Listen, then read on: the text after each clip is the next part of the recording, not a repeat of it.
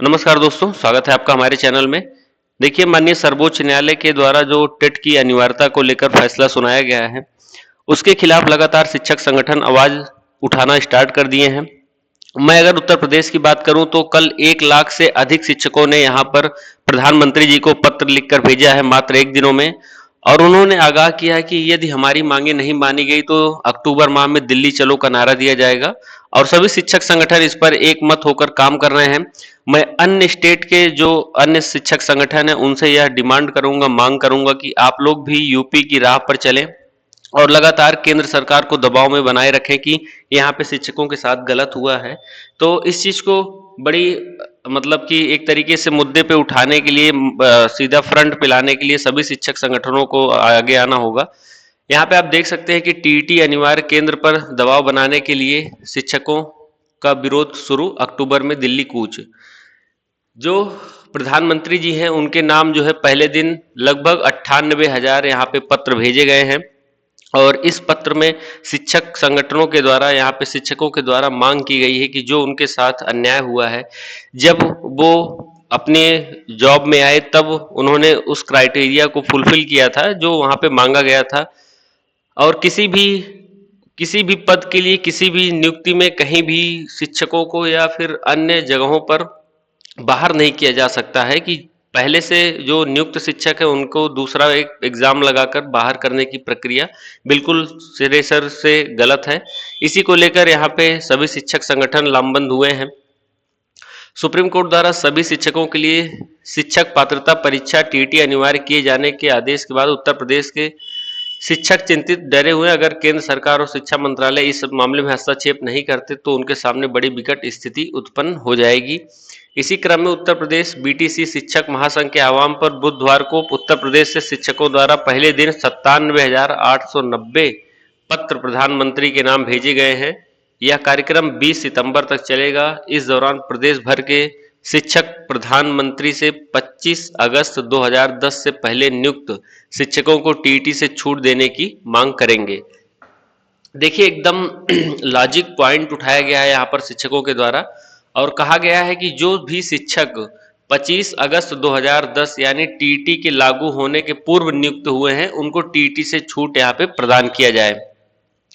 जो संघ के प्रदेश अध्यक्ष हैं अनिल यादव जी, इन्होंने कहा कि 55 साल का शिक्षक कैसे जो है टीटी की परीक्षा उत्तीर्ण करेगा। जाहिर सी बात है उसके सामने अनेक प्रकार के चैलेंजेस होते हैं। पहले वो बच्चों को खुद पढ़ाए या खुद पढ़े। उन्होंने कहा केंद्र सरकार के कानून और सुप्रीम कोर्ट के ताज़ा आदेश से प्रदेश के काफ़ी शिक्षकों की नौकरी पर संकट गहरा गया है। तो ये मोटी मोटी जो बातें हैं यहाँ पे आप देख पा रहे हैं। हालांकि जो 16 तारीख को एक प्रदर्शन होना है उसमें जो सभी जिला मुख्यालय हैं वहाँ पे प्रदर्शन किया जाएगा और डीएम को ज्ञापन भी दिया जाएगा जो है पीएम के नाम की, यहाँ पे प्रधानमंत्री जी को इस बारे में बताया जाए। हालांकि इस पे जो लेटेस्ट डेवलपमेंट हुई है वो ये है कि केंद्र सरकार इस पे विचार कर रही है। जो केंद्र और राज्य की जहाँ पे एक सरकार है, मतलब जहाँ पे बीजेपी की गवर्नमेंट है, वहाँ पे ये लगातार चर्चाएं हो रही हैं कि इनका क्या यहाँ पे मतलब आने वाला है आदेश, ये लोग क्या कदम आगे उठाने वाले हैं। क्योंकि आपको भी पता है कि जो भी मान लीजिए उत्तर प्रदेश अगर कोई कदम उठाता है तो जाहिर सी बात है वो बिना सेंट्रल के काफ़ी सलाह मशवरा के बाद ही उठाएगा।